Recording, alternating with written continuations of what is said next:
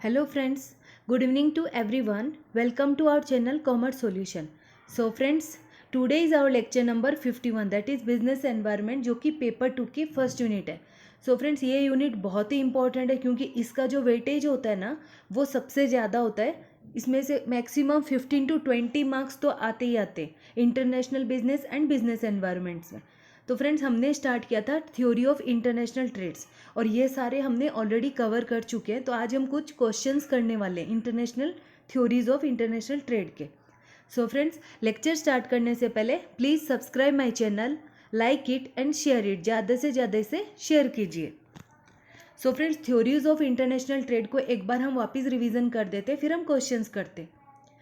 International trade theories दी थी अलग अलग इकोनॉमिस्ट के द्वारा और ये बहुत सारी थ्योरीज थी. थ्योरी ऑफ मर्केंटिलिज्म थी, थ्योरी ऑफ एब्सोल्यूट एडवांटेज थी, थ्योरी ऑफ कॉम्पिटिटिव एडवांटेज थी, factor endowment, Heckscher Ohlin theory थी, international product life cycle theory है, theory of competitive advantage, global strategic रिवलनरी, कंट्री सिमिलरिटी थ्योरी. और इन्हीं theory में से ये जो जितनी थ्योरीज है इन्हीं थ्योरी में से सारे क्वेश्चंस पुट अप होते. इनके बाहर एक भी क्वेश्चंस नहीं आना है.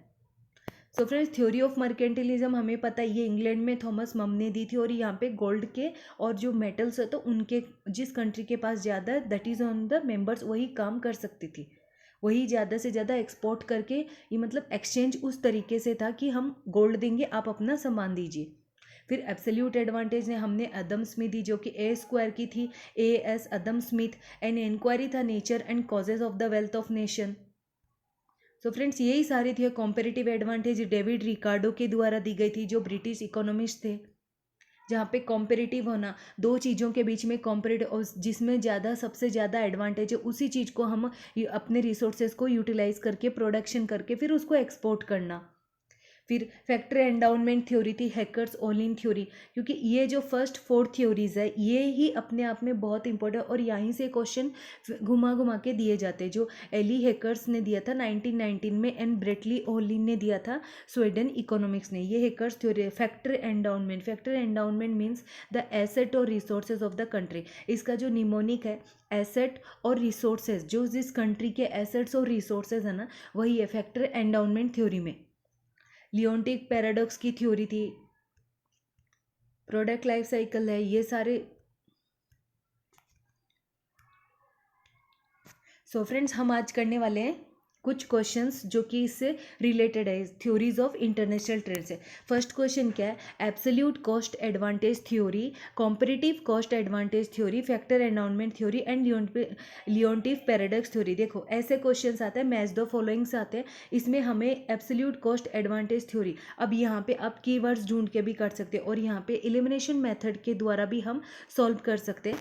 तो एब्सोल्यूट एडवांटेज थ्योरी किससे रिलेटेड है कि इसका जो मेन आंसर है ए का, ए है 2, 4, 3 एंड 1. ए किससे रिलेटेड है? एब्सोल्यूट कॉस्ट एडवांटेज थ्योरी जो कि रिलेटेड है 2 से. A country having a direct cost advantage. Cost यहाँ पे देखो कॉस्ट है तो यहाँ पे भी कॉस्ट एडवांटेज है. दैट इज़ व्हाट ऐसे क्वेश्चंस में हम फाइंड आउट कर सकते हैं कि इसमें कीवर्ड्स क्या है. कॉस्ट एडवांटेज है तो cost advantage in the production of A product on account of greater efficiency. तो ये इसका सही आंसर है कि एब्सोल्यूट कॉस्ट एडवांटेज जिस चीज़ में हमें ज़्यादा कॉस्ट एडवांटेज मिल रहा है तो वही चीज़ हमें करनी चाहिए. तो एब्सोल्यूट कॉस्ट एडवांटेज थ्योरी है a country having a direct cost advantage जिसमें उसे कॉस्ट एडवांटेज मिले in the production of A product. कोई भी चीज़ का हम प्रोडक्ट कर रहे हैं, प्रोडक्शन हाउस में हम कोई भी चीज़ बना रहे हैं तो उसमें हमें कितना कॉस्ट एडवांटेज मिला. तो it is related with absolute cost advantage theory. और ये किसने दी थी absolute cost advantage theory? Adam Smith ने. ए जो क्या थी एब्सोल्यूट एडवांटेज, जैसे कि हमने देखा है पहले ही अदम स्मिथ ने दी है एब्सोल्यूट एडवांटेज अदम स्मिथ. तो इसका और एक है who propounded this theory, this is propounded bye Adam Smith.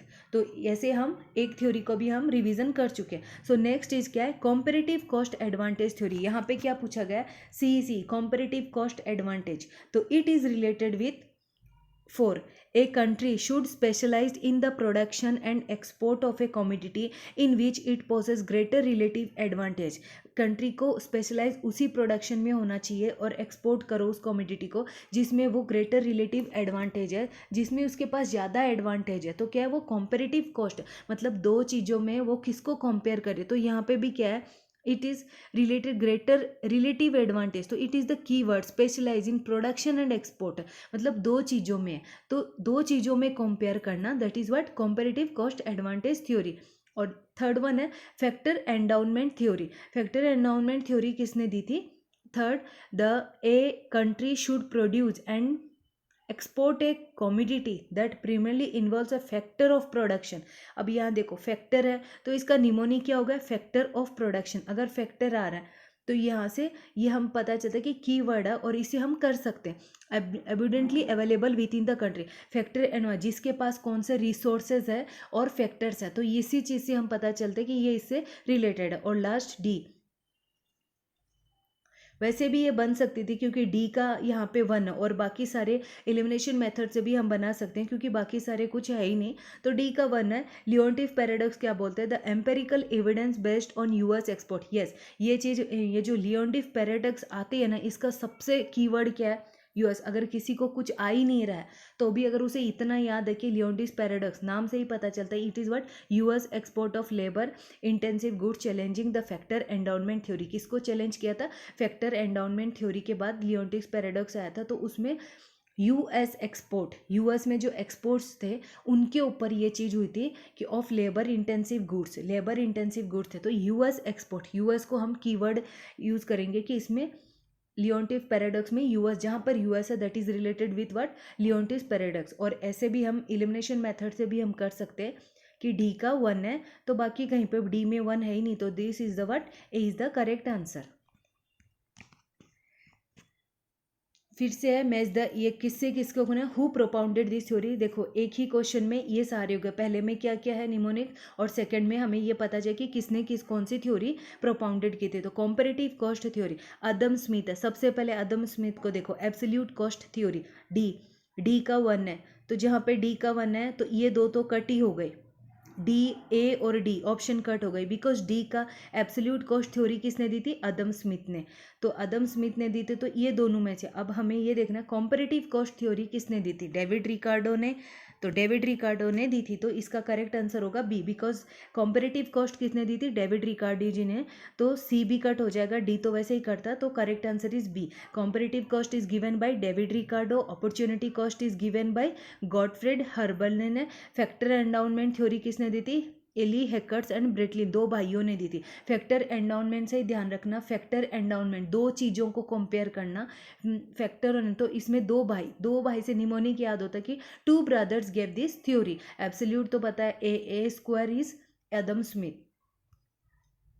The theory suggesting that the patterns of international trade are determined by factor endowment rather than productivity was propounded by which one of the following? Adam Smith। यहाँ पे क्या? The theory suggesting that the patterns of international trade are determined by factor endowment rather than, factor endowment पूछा है, trade are determine factor, तो यहाँ पे कौन सा होगा? Factor endowment. भाई टू ब्रदर्स है, अभी तो पढ़ा था अदम स्मिथ। फैक्टर एंडाउनमेंट की वर्ड ही पता है कि फैक्टर एंडाउनमेंट थ्योरी किसने दी थी? हेकर्स एंड ब्रेटलिन ओली ने, दो भाइयों ने। और ये वाला है consider statements and regard the theory of absolute cost advantage. यहाँ पे सही कौन सा है? Productive efficiency differs among different countries because of absolute cost advantage. Productive efficiency differed among different countries because of diversity natural and acquired resources post by them. So यहाँ पे हम all the difference in the natural advantage manifests in varying climate, quality of land, availability of minerals, water and other resources. The difference in acquired resources manifest in different levels of technology and skill available.